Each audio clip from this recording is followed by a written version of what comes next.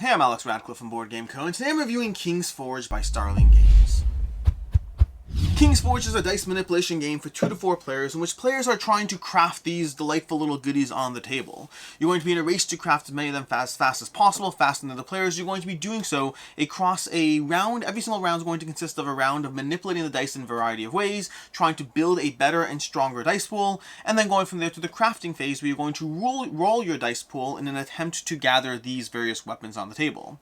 To do so, you're going to go through those phases. Every player is going to start with 5 simple steel dice, and you're going to have a variety of cards in the game. There's going to be a few basic cards that are always in the game, and then a bunch that will be mixed in depending on, well, just the randomness of the cards.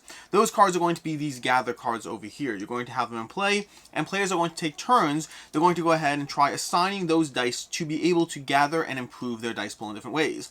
So, for example, you can go ahead and cash in this card. We'll have to cash in 2 of any dice, but you will go ahead and get a green die into your pool.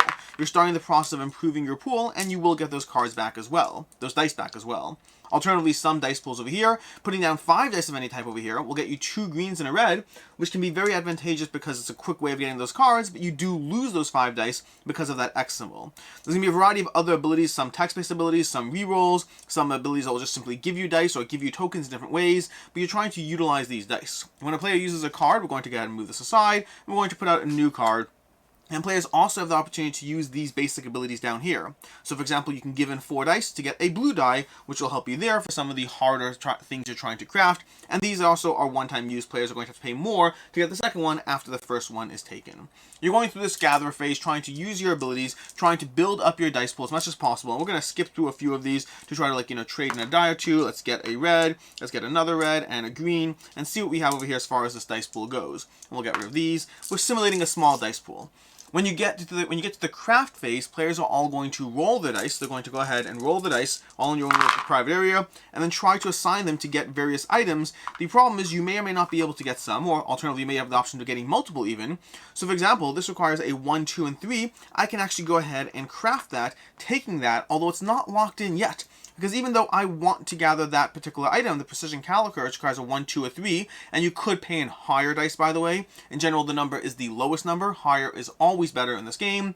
But another player can take it away from me by paying in those higher dice. If another player, let's say they go ahead and roll this pool over here, and they roll, a 1, 4, and 1, 3, and 4, even that 1, 3, and 4 is already a better set, which will enable them to take it from me. So even though you have the opportunity to craft items in the craft phase, you will have other players potentially taking those items from you, denying you access to those points. You're going to go ahead and do that process until someone's crafted enough items, at which point that player will win the game. Higher items are not necessarily worth more points, it's just that they're harder to craft, so getting there faster and earlier will give you the opportunity to quickly gather items, but as the game progresses, those earlier items, those easier to craft items, will slowly disappear. Whenever you craft an item from the market, you're going to grab the next item from up here, and these are ordered to be procedurally more difficult as you go, ensuring that as you're building up your die pool, you're also trying to go ahead and craft harder items, so there's a constant balance in the game of you can get things early on those first few rounds, but those will disappear, and if you're not building up your die pool properly, you will lose access to the ability to be able to get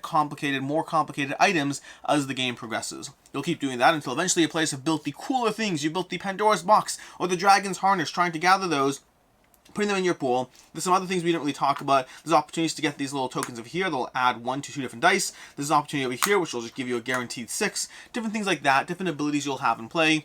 But the general sequence of the game is you go ahead and try to build your dice pools by choosing certain cards, roll your dice to craft items, rinse and repeat until the game is over, and there are a bunch of expansions that will mix things up, adding various character abilities, different gold dice, different things like that. There's a bunch of expansions the game provides that will give you more ways to add more gathering cards, more craftable cards, just more things to your game in King's Forge.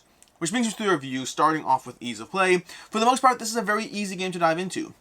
Gameplay tends to be around 45 minutes to an hour. Probably 45 minutes with players who know what they're doing. Could drift a little longer if players taking a little bit too long. But if you know the cards, if you know what you're doing, if you're trying to pay into the pools properly, you will go through this game fairly quickly, especially at lower player counts. And the rules are fairly easy to teach. Like I said already, you're going to be taking cards to improve your dice pool. The most complicated part is generally explaining what certain actions or iconography does. But past that, it's all about giving you abilities where you can go ahead and re-roll dice and manipulate dice, and or building a better die pool, cashing those in, doing the craft phase to gather more cards, and trying to craft things as best and efficiently as possible. As far as what I like, don't like, and can see others not liking, starting off with what I like, which is the game's all about the die pool and the manipulation of the die pool. This is a game which the entire game is the building of your tableau. You're trying to constantly build up your tableau using a card, seeing what other card comes out, trying to get those abilities, choosing the top or bottom. I should have mentioned this earlier. It's top or bottom of an ability. You're constantly just trying to improve your die pool. That's what the entire game is doing. Sometimes you're choosing things that will help you in this round. So sometimes you're going to go ahead and get better dice for the next round that will help you out as you go through the game. Other times you're trying to improve your dice this round by giving you things that will add to your dice or manipulate or roll your dice in different ways, but you're constantly just trying to get abilities and try to figure out which actions or which options, which gather cards are going to be right for you in this game as you try to work your way towards those craftable items. The entire thing is all about dice manipulation. It's all about building up your tableau, building your dice pool, and it's rewarding to go ahead and do so. It's rewarding to have a dice pool that is better suited towards crafting those more difficult items, looking at the items that are coming up, and understanding that in this particular set of items, having a bunch of green will be helpful, but maintaining a bunch of black might be helpful for some of these cards. You kind of want to keep an eye. The game gives you that opportunity to plan based on seeing the type of craftable items that will be coming up, and having a better sense of how to build up your dice pool in different ways.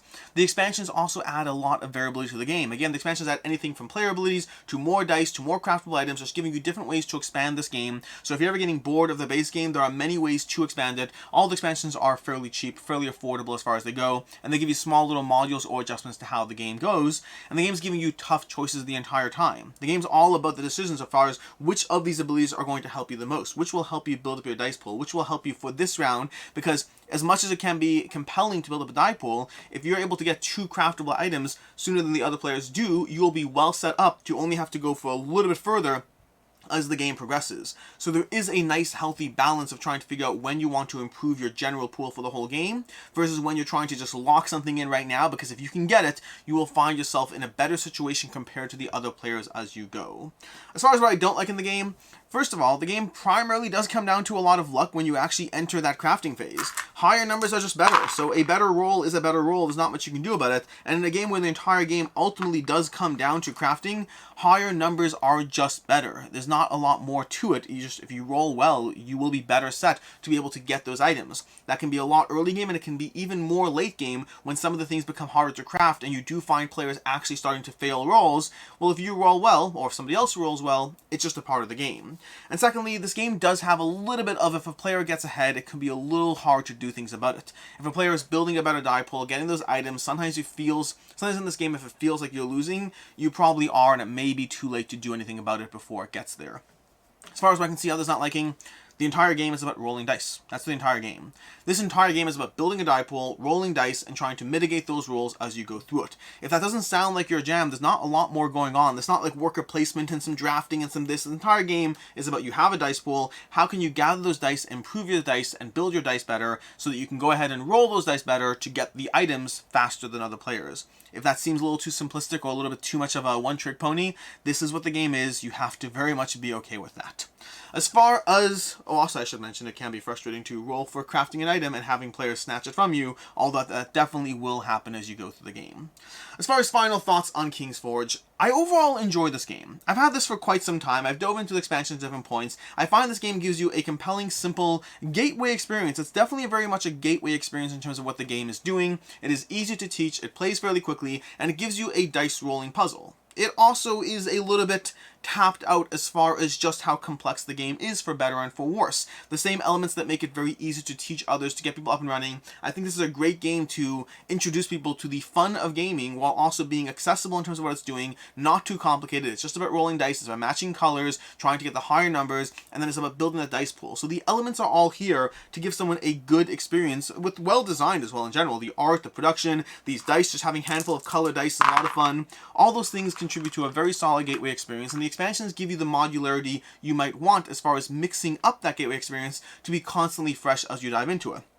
At the same time, as I mentioned, it is on the lighter side, and it's very much a one-trick pony, and it can be very luck dependent.